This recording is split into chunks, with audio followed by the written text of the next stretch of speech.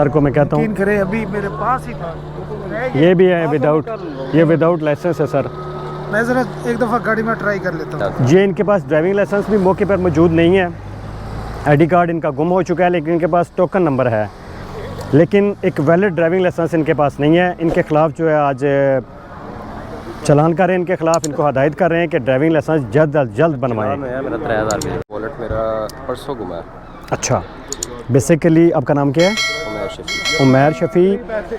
Without driving licence जो है ना, ये एक वायलेशन भी है और ये इसको एक जुर्म बन गया है, तो इसके ख़िलाफ़ जो है MVO के तहत कार्रवाई भी होती है और चालान भी करते हैं हम।